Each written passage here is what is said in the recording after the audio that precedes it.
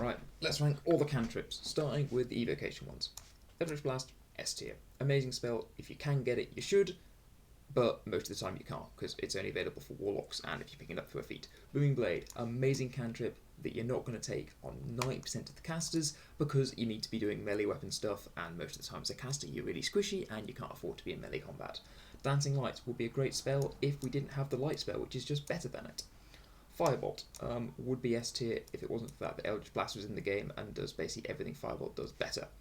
Frostbite is a great option when you're fighting enemies who are resistant to fire damage, and I guess if you had some kind of like bonus to your range, you could use it to slow enemies consistently and maybe get an extra attack in, but most of the time you're just using it because the enemy's resistant to fire damage and you can't cast Firebolt.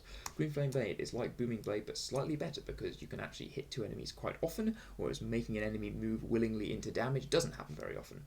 Lightning Lure is a really bad spell for two reasons. Firstly, the range is really bad. You're only casting it within 15 feet, which usually means if the enemy is within 15 feet of you, they're within 0 feet of you because they run up to you and hit you in the face, so similar drawback to melee.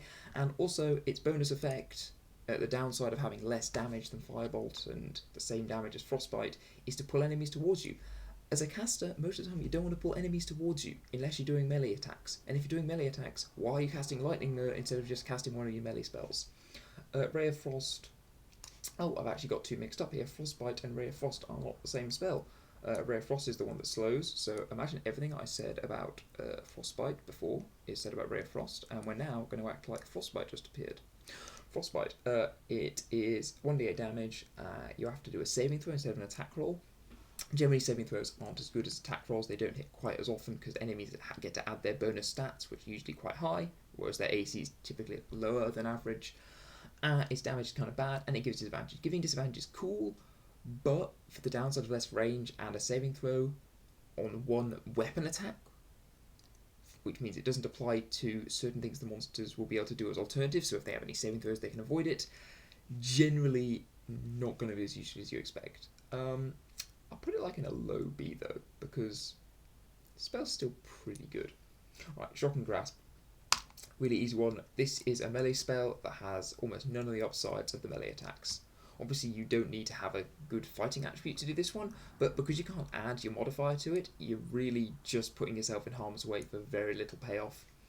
Sacred Flame is a great spell simply because clerics and such who get it don't have many other options to choose. So I'll put that in like a high-ish B. Thunderclap and Word of Radiance, I'll do them together because they're both very similar spells. You have to be in melee range, but they affect multiple enemies at once. The downside is twofold. Obviously, you're in melee range, and secondly, it's only 1d6 damage, which isn't very much. Still, more useful than Shock and Grasp. Would I rather have one of these Dancing Lights? I think I'd usually rather have Dancing Lights. Alright, and that concludes the evocations. Next video, I'll add in the conjurations.